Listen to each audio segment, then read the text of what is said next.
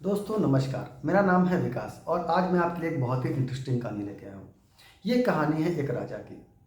एक बार उस राजा के राज्य में युद्ध छिड़ गया और युद्ध छिड़ गया जो जिस राजा ने आक्रमण किया था वो राजा बहुत ही बड़ा राजा था और इनकी सेना बहुत छोटी थी। इनको पैसे की बहुत सख्त ज़रूरत पड़ी। इन्होंने अपने वज़ीर को बुलाया जो उनके प्रधानमंत्री थे, सेनापति। सेनापति को बुलाया और कहा, ये बताइए सेनापति जी, हम उस राजा से कैसे जीते? तो इन्होंने कहा, इसके लिए हमें बहुत सारा धन चाहिए होगा और हमें बहुत सारे लोगों को हायर करना पड़ेगा। तो राजा ने कहा कि हमारे पास इतना धन तो नहीं है, कौन हमारी मदद कर सकता है? तो उन्होंने कहा कि आपके राज्य में एक बनिया रहता है, आप उससे मदद मांग सकते हैं। और जब राजा उस बनिया के पास गया और उससे मदद मांगी तो उसने पूछा, राजा साहब आपको कितनी मदद चाहिए? राजा ने एक बहुत बड़ा अमाउंट बताया और उस बनिए ने उस राजा की पूरी मदद करी और राजा जीत गया। और जीत जाने के बाद राजा ने उस बनिया को बुलाया और उससे पूछा, कहा, ये बताओ तुम्हारे पास इतना ज़्यादा धन कैसे आया जो तुम मेरी मदद कर पाए? तो उसने बताया कि राजा साहब, मैं बहुत दिन से व्यवसाय करता हूँ और मैंने धीरे धीरे करके पैसा इकट्ठा कर लिया। तो राजा ने कहा, तुमने टैक्स कितना दिया? तो उसने कहा, मैंने ज़्यादा टैक्स नहीं दिया, मैंने टैक्स की बचत करी। राजा को बड़ा गुस्सा आया। उसने कहा, मेरे राज्य में रह के टैक्स की चोरी करी। और उन्होंने कहा, इस बनिए को जेल में डाल दिया। उस बनिया का सब कुछ ले लिया गया, उसको जेल में डाल दिया गया। कई साल, 2-3 साल और बीते। जब 2-3 साल और बीते तो उस राज्य पे फिर आक्रमण हुआ और फिर राजा को पैसे की ज़रूरत पड़ी। वो फिर महामंत्री के पास गए और महामंत्री से पूछा कि ये बताओ अब हमारी मदद कौन करेगा?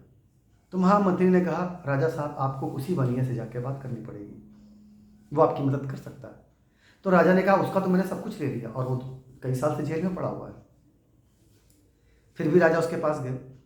तो जब राजा उसके पास गए तो बनिया मुस्कुराया और उसने पूछा, बोलिए राजा साहब आप क्या चाहते हैं? तो राजा साहब ने कहा कि मुझे मदद की ज़रूरत है और मुझे बहुत बड़ा अमाउंट चाहिए। तो उसने पूछा, कितना? उन्होंने बताया कि मुझे इतना अमाउंट चाहिए। उस बनिया ने कहा, ठीक है मैं आपकी मदद कर दूंगा। और उस बनिया ने फिर उतना धन उनको दे दिया। जब इतना धन राजा को फिर से मिला तो राजा ने कहा, ये बताओ युद्ध जीतने के बाद कि तुम्हारे पास इतना पैसा कैसे आया, तुम जेल में थे? उसने कहा, राजा साहब मैं बनिया हूँ। जब मैं जेल में था तो मैंने देखा कि आपके यहाँ के लोग जो जेल में आते हैं और जो जेल में सेवा कर रहे हैं वो लोग बहुत बड़ा घपला करते हैं। मैंने उनके घपलों को पकड़ लिया और आपसे शिकायत करने की बात कही। तो उन्होंने उसके बदले मुझे बहुत ढेर सारा धन दिया। वो धन मैं लगातार लेता रहा, इकट्ठा करता रहा और आज मैं उसी धन से आपकी मदद कर पा रहा हूँ। तो राजा ने कहा, अच्छा तो मेरे राज दरबार में रह करके भी तुमने इतना धन कमा लिया, अब मैं तुमको एकदम जंगल में भेज दूंगा। तो उस देश की सीमा से समुद्र सर लगता था। उन्होंने कहा, अब तुम समुद्र के किनारे कुटिया बना कर रहोगे और तुम कोई कोई तुमसे नहीं मिलेगा। उसने कहा, जैसा आप राजा साहब कहें। वो बनिया जा करके समुद्र किनारे रहने लगा और कई साल फिर बीत गए। और जब कई साल फिर बीत गए तो फिर उस देश पे आक्रमण हुआ और फिर राजा को ज़रूरत पड़ी। और महामंत्री से जब सवाल पूछा कि अब हमारी मदद कौन करेगा, तो महामंत्री का एक ही जवाब था कि वही बनिया आपकी मदद कर सकता है। राजा फिर चौंक गया। उसने कहा, वो बनिया फिर से? मैंने तो उसका 2 बार सब कुछ ले लिया, अब वो मेरी मदद कैसे करेगा? फ्रेंड्स, फिर क्या हुआ, राजा साहब उस बनिया के पास गए और उससे पूछा कि मुझे मदद चाहिए तुम्हारी। तो बनिया ने कहा, ठीक है राजा साहब कितनी मदद चाहिए? तो उन्होंने बताया कि इतना अमाउंट, एक बहुत बड़ा अमाउंट था क्योंकि महंगाई बहुत ज़्यादा हो चुकी थी, बहुत ज़्यादा पैसा और बहुत बड़ी सेना ने आक्रमण किया था। बनिया तैयार हो गया। राजा ने कहा, ये बताओ ये पैसा तुम्हारे पास कैसे आया? तो उसने कहा, राजा साहब मैं बनिया हूँ। जब आपने मुझे समुद्र किनारे भेज दिया तो यहाँ जितने भी जहाज गुजरते थे मैं उन्हें रोक देता था। मैं कहता था कि राजा साहब ने मुझे लहरें गिनने का आदेश दिया है और मेरी लहरों को बिगाड़ो मत, मैं तुम्हें जाने नहीं दूंगा।